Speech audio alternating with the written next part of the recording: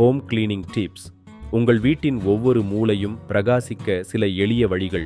தினமும் தூசி படியாமல் இருக்க அறை ஜன்னல்களை மூடிய பின் பனிக்கட்டி நீரில் சிறிது வினிகர் சேர்த்து துடைத்தால் தூசி ஒட்டாது. மேசை பிரகாசமாக இருக்க சிறிது பேக்கிங் சோடா நீரில் கலந்து துடைக்கவும். தரையில் ஒட்டும் பிசுபிசுப்பு போக வெந்நீரில் சிறிதளவு வினிகர் சேர்த்து துடைத்தால் மிருதுவாகும்.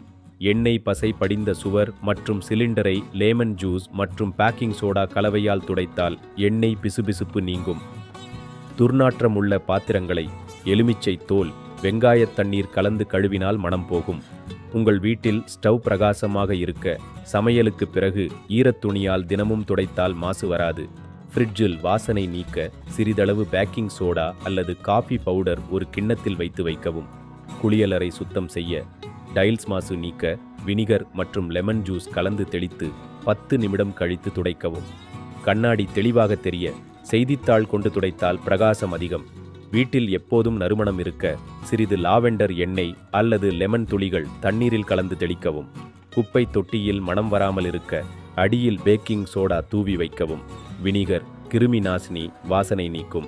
பேக்கிங் சோடா மாசு நீக்கும், பிரகாசம் தரும். எலுமிச்சை சாறு கொழுப்பு, எண்ணெய் பசை நீக்கும்.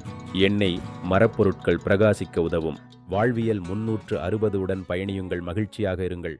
லைக் பண்ணுங்க, ஷேர் பண்ணுங்க, அப்படியே சப்ஸ்கிரைப் பண்ணிட்டு பக்கத்தில் இருக்கிற பெல் ஐக்கானையும் கிளிக் பண்ணிட்டு போங்க.